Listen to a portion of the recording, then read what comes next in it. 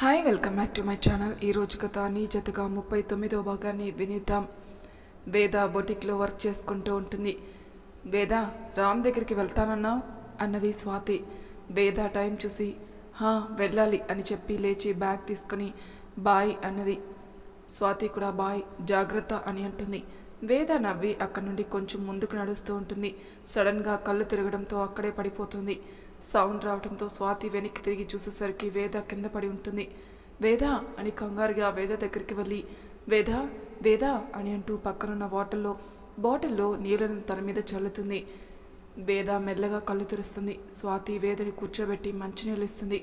స్వాతి కంగారుగా ఏమైంది వేద, ఎందుకు అలా పడిపోయావు, ఏమైంది అని అడిగింది.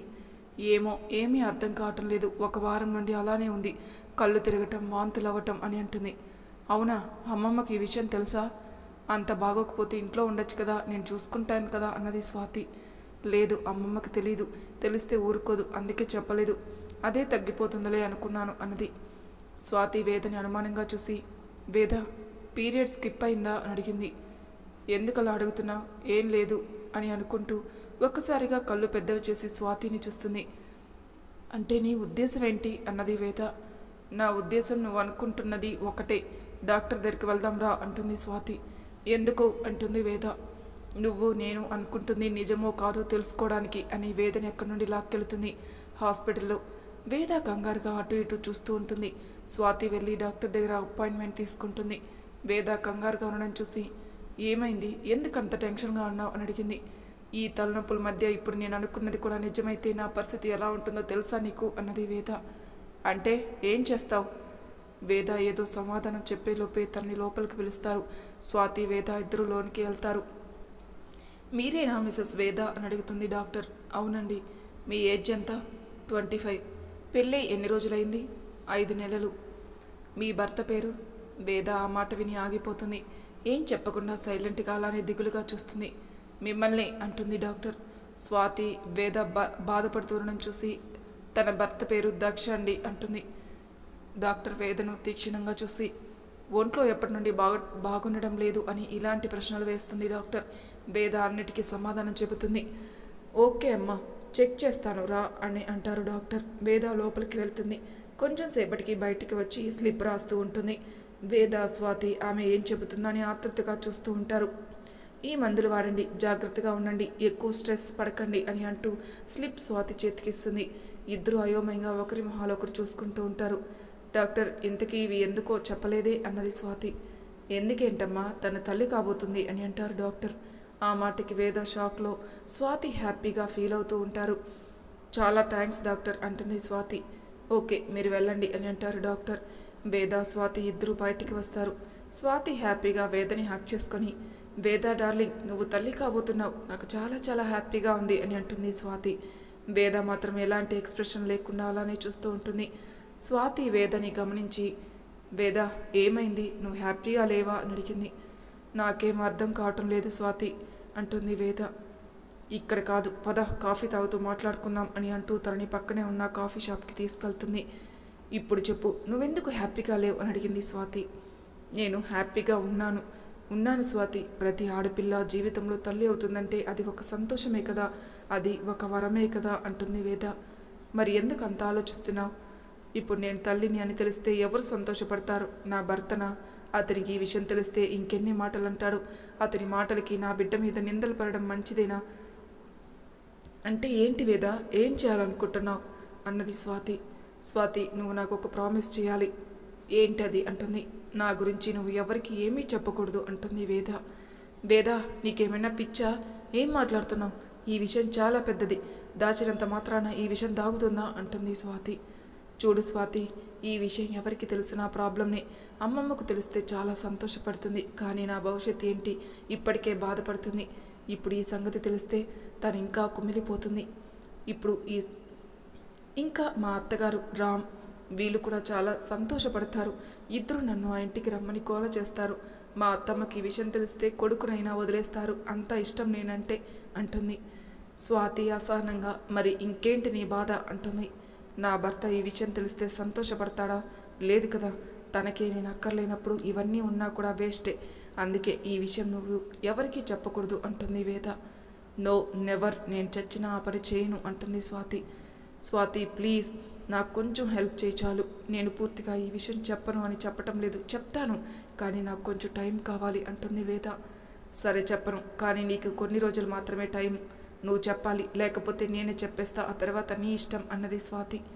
సరే చెప్తాను, ఓకేనా అంటుంది వేద. దట్స్ గుడ్, పద ఇంకా వెళ్దాం అంటుంది స్వాతి. రామ్ స్కూల్లో వేద కోసం వెయిట్ చేస్తూ ఉంటాడు. వేద ఎంతసేపటికి రాకపోవడంతో ఫీల్ అవుతూ ఉంటాడు. ఏంటి అమ్మో ఇంకా రాలేదు, మళ్ళీ కారు వచ్చేసే టైం అయింది అని చూస్తూ ఉంటాడు. ఇంతలో కారు వచ్చి రామ్ ముందు ఆగుతుంది. అయ్యో కారు వచ్చేసింది, బాబు రండి అంటాడు డ్రైవర్. రామ్ హా అని చుట్టూ చూస్తూ బాధగా కారు ఎక్కబోతాడు. ఇంతలో రామ్ అన్న పిలుపు వినిపించడంతో వెనక్కి తిరిగి చూస్తాడు. ఎదురుగా వేద నవ్వుతూ నుంచుని ఉంటుంది. రామ్ సంతోషంగా వేద దగ్గరికి వెళ్తాడు.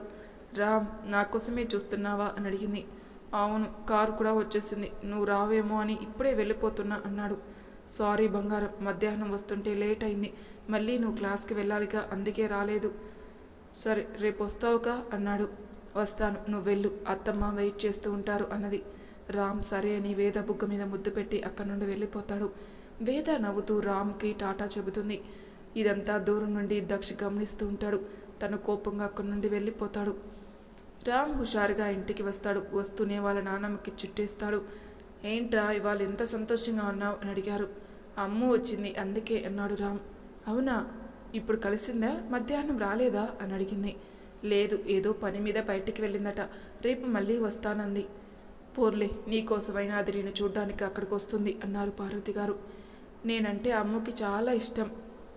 అవును, చాలా చాలా ఇష్టం అని అంటూ కోపంగా దక్ష వస్తాడు. దక్షుని చూసేసరికి రామ్ పార్వతి గారు సైలెంట్ అయిపోతారు. ఎందుకు ఇద్దరు సైలెంట్ అయిపోయారు, మాట్లాడండి అంటాడు దక్ష్. ఏం మాట్లాడాలి అంటారు పార్వతి గారు. ఎన్నిసార్లు చెప్పాను దానిని కలవద్దని, మళ్ళీ ఎందుకు కలుస్తున్నారు అని కోపంగా అంటాడు దక్ష్. పార్వతి గారు రామ్ వైపు చూసి, రామ్ నువ్వు వెళ్ళి ఫ్రెష్ అయ్యరా అంటారు. రామ్ సైలెంట్గా అక్కడి నుండి వెళ్ళిపోతాడు. రామ్ వెళ్ళిపోయాక పార్వతి గారు దక్ష దగ్గరకు వచ్చి, చూడు దక్ష్, మీ ఇద్దరి మధ్య జరిగే గొడవలకి వాడికి తెలియవు కాబట్టి నువ్వు వాడి ముందు ఏం మాట్లాడకు. అసలుకే తల్లిదండ్రుల్ని ఒకసారి పోగొట్టుకున్నాడు, మళ్ళీ పిన్ని బాబాయ్ కూడా విడిపోయారంటే వాడి పసి మనసు ఎంత బాధపడుతుంది. అందుకే మీ ఇద్దరి మధ్య జరిగే గొడవ వాడికి చెప్పలేదు. కానీ ఎన్ని రోజులు వాడి నుండి నిజం దాస్తావు అన్నాడు దక్ష్. ఏమో, నాకు ఆ దేవుడి మీద నమ్మకం ఉంది, మిమ్మల్ని ఇద్దరిని కలుపుతాడేమో అన్నది. సరే నువ్వు అలానే అనుకో, అది జరిగే పని కాదులే అని కోపంగా అక్కడి నుండి వెళ్ళిపోతాడు దక్ష్. వేద తన రూమ్ బాల్కనీలో నించుని చంద్రుని చూస్తూ ఉంటుంది. ఒకవైపు ఆనందం, మరొకవైపు బాధ.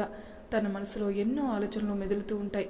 వేద తన కడుపు మీద చేయి పెట్టి, బుజ్జి కన్నా ఈ అమ్మని ఎందుకు ఎంచుకొని నా కడుపులో ప్రాణం పోసుకుంటున్నావు అని ఆనందపడాలో, లేక నువ్వు నా కడుపులో పడ్డావన్న సంగతి ఎవరికీ చెప్పలేకపోతున్నానని ఈ ఆడవాళ్ళు అర్థం కావటం లేదు నాన్న. నా వల్ల నిన్ను కూడా నిందల పాలు చేయటం నాకు ఇష్టం లేదు, అందుకే ఎవరికీ చెప్పడం లేదు. కానీ నీకోసం మీ తాతమ్మ, నానమ్మ, రామ్, అన్నయ్య చాలా చాలా మంది ఉన్నారు, వాళ్ళందరికీ నీ గురించి చెబితే చాలా సంతోషిస్తారు అని అనుకుంటూ తన కన్నీళ్ళని తుడుచుకుంటూ ఉండగా తన భుజం మీద చేయి పడడంతో వెనక్కి తిరిగి చూస్తుంది. ఎదురుగా బామ్మగారు ఉంటారు. వేద కళ్ళు తుడుచుకొని, ఏంటి బామ్మ పడుకోలేదా అని అడిగింది. లేదు పడుకోలేదు, నిద్ర పట్టడం లేదు, నువ్వేం చేస్తున్నావు అని అడిగారు. ఏం లేదమ్మమ్మ, ఊరికి అలా చల్లగాలికి నించున్నా అన్నది వేద. సరే లేట్ అయింది, పడుకో ఇంకా అని వెళ్ళబోతారు బామ్మగారు. వేద బామ్మగారు చేయి పట్టుకొని ఆపి, అమ్మమ్మ నీ వల్ల పడుకోనా అన్నది. దానికేం తల్లి రా అని అంటూ తన ఒళ్ళో పడుకోబెట్టుకొని జోల కొడుతూ ఉంటారు. వేద హ్యాపీగా వాళ్ళ బామ్మగారు ఒళ్ళో పడుకొని తన బిడ్డకు జో కొడుతూ మెల్లగా నిద్రలోకి జారుకుంటుంది. వేద దక్షల మధ్య దూరం రోజు రోజుకి పెరుగుతూ ఉంటుంది. వేద తన తల్లి అవుతుందన్న విషయం ఎవరికీ చెప్పకుండా మెయింటైన్ చేస్తూ ఉంటుంది. స్వాతి వేదను జాగ్రత్తగా చూసుకుంటూ ఉంటుంది. ఒకరోజు వేద వర్క్ చేసుకుంటూ ఉండగా స్వాతి బొటిక్కి వస్తుంది. వెంటనే వేద దగ్గరికి వచ్చి, హాయ్ డార్లింగ్ అంటుంది స్వాతి. హాయ్, ఏంటి లేట్ అయింది అంటుంది వేద. నీకోసం చూడు ఏం తెచ్చాను అంటూ ఒక బాక్స్ తీసి తన ముందు పెడుతుంది. వేద ఏంటా అని ఆత్రంగా ఓపెన్ చేస్తుంది. దానిలో చిత్రాన్నం ఉంటుంది. వేద కళ్ళు పెద్దవి చేసి, వావ్ పులిహోర, థ్యాంక్స్ రా అని గబగబా తింటూ ఉంటుంది. నాకు తెలుసు నీకు ఈ మధ్య పుల్లగా తినాలనిపిస్తుందని, అందుకే అమ్మ చేత చేయించి పట్టుకొచ్చా అన్నది. మంచి పని చేశావు అని అంటూ కడుపారా తింటుంది. తిన్నాక బాక్స్ పక్కన పెట్టేసి పొట్ట మీద చేయి పెట్టుకొని అమ్మయ్య చాలా రోజుల తర్వాత మంచి ఫుడ్ తిన్నాననిపిస్తుంది. అమ్మమ్మను చేయమని అడుగుదామంటే కనిపెట్టేస్తుందేమని భయంతో అడగటం లేదు. హహహ అలా ఏం ఉండదు. ఇప్పటి నుండి నీకేం కావాలన్నా నాకు కూడా చెప్పు, నేను తెచ్చి పెడతాను అన్నది స్వాతి. చాలా థ్యాంక్స్ డార్లింగ్ అని అంటూ తనని హాక్ చేసుకుంటుంది వేద.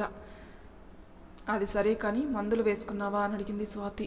అయ్యో లేదు, ఇప్పుడే వేసుకుంటా అని బ్యాగ్ ఓపెన్ చేస్తుంది. మందుల షీట్ ఖాళీగా కనిపిస్తుంది. టాబ్లెట్స్ అయిపోయాయి, నేను వెళ్ళి తెచ్చుకుంటా అన్నది వేద. ఓయ్ ఆగు, నేను తెస్తాను కదా అన్నది స్వాతి. అబ్బా ప్రతిదానికి నన్ను అలా పేషెంట్లా చూడకే బాబు, దగ్గరే కదా నేను వెళ్తాను అన్నది. వద్దు, నో, నేను వెళ్తాను, నాకు స్లిప్ ఇవ్వు అన్నది స్వాతి. మొండిదానివి నువ్వు కదా అని అంటూ బ్యాగ్లో నుండి స్లిప్ తీసి ఇదిగో ఇవి తీసుకొనిరా అని అంటుంది. స్వాతి వేద చేతిలో స్లిప్ తీసుకుని బయటికి వస్తుంది. కొంచెం దూరంలో ఉన్న మెడికల్ షాప్ దగ్గరికి వెళ్ళి వేద చెప్పిన టాబ్లెట్స్ తీసుకుని బయటికి వస్తుంది. ఎదురుగా కౌటిల్య కార్కి ఆనుకుని తననే చూస్తూ ఉండడం గమనిస్తుంది. చచ్చాన్రా దేవుడా, ముందు ఈ టాబ్లెట్స్ లోపల పెట్టాలి అని అనుకుంటూ బ్యాగ్లో పడేస్తుంది. కౌటిల్యని చూసి లేని నవ్వును తెచ్చుకుంటూ హాయ్ కౌటిల్య గారు, మీరేంటి ఇక్కడ అని అనేది. ఊరికే అండి, ఇటువైపు వెళ్తూ మిమ్మల్ని చూసి ఆగాను. అవును, మీరేంటి మెడికల్ షాప్కి వచ్చారు? అది అని మెడికల్ షాప్ వైపు చూసి అటు ఇటు దిక్కులు చూస్తూ మా ఇంటి పైన ఒక ఆంటీ ఉంటారు, వచ్చేటప్పుడు మెడిసిన్స్ తీసుకురా తల్లి అని అంటే తీసుకోవడానికి వచ్చాను అని నోటికొచ్చిన అబద్ధం చెబుతుంది. ఓ అవునా, నేను ఇంకా మీకేమన్నా బాగలేదేమో అని అనుకున్నాను అన్నాడు. చాచా అలా ఏం లేదు అంటుంది స్వాతి. ఓకే, బిజీగా ఉన్నారా అని అడిగాడు. లేదు, ఏమైంది, ఎందుకు అలా అడిగారు? ఏం లేదు, కొంచెం కాఫీకి కంపెనీ ఇస్తారేమో అని. ఓ సారీ అండి, నాకు కొంచెం వర్క్ ఉంది, వెళ్ళాలి, పైగా మీ వదిన ఒక్కళ్ళే ఉన్నారు అంటుంది స్వాతి. అవునా, పోనీ మీ నెంబర్ ఇస్తారా? కౌటిల్య నెంబర్ అడగడంతో స్వాతి షాక్ అవుతూ నా నెంబర్ ఎందుకు అని అంటుంది. కౌటిల్యకి ఏం చెప్పాలో అర్థం కాక అది ఊరికే మాట్లాడదాం అనేసి అని అంటూ మరొక వైపు చూసి అమ్మాయిని నెంబర్ అడగడం కూడా రావటం లేదురా అని మెల్లగా అనుకుంటాడు కౌటిల్య. ఏంటి అని అంటుంది స్వాతి. కౌటిల్య కంగారు పడి అయ్యో ఏం లేదు, ఊరికే, మీ ఇష్టం లేకపోతే వద్దులేండి, పోనీ నా నెంబర్ తీసుకోండి అని అంటాడు. అయ్యో మీ నెంబర్ నాకెందుకండి అంటుంది స్వాతి. ఎప్పటికైనా అవసరం అవుతుంది, తీసుకోండి అని అంటూ స్వాతి చేతిలో తన విజిటింగ్ కార్డ్ పెడతాడు. స్వాతి అయోమయంగా ఇప్పుడు ఇది నాకెందుకండి, ప్లీజ్ నాకు వద్దు, మీరే తీసుకోండి అంటుంది. అబ్బా ఉంచండి, మీకు ఎప్పుడైనా మాట్లాడాలనిపిస్తే జస్ట్ కాల్ మీ అని అంటూ టైం చూసి ఓకే బాయ్, నాకు టైం అయింది అని అక్కడి నుండి వెళ్ళిపోతాడు. స్వాతి మాత్రం కార్డ్ని కౌటిల్యాని మార్చి చూస్తూ అక్కడి నుండి వెళ్ళిపోతుంది. మరి తర్వాయి భాగంలో ఏం జరుగుతుందని నెక్స్ట్ ఎపిసోడ్లో తెలుసుకుందాం. అంతవరకు నా ఛానల్ని సబ్స్క్రైబ్ చేయని వాళ్ళు ప్లీజ్ సబ్స్క్రైబ్ చేసుకొని లైక్ చేసి షేర్ చేయండి. మీ అభిప్రాయాలు నాకు కామెంట్ రూపంలో తెలియజేయండి. Thank you for listening.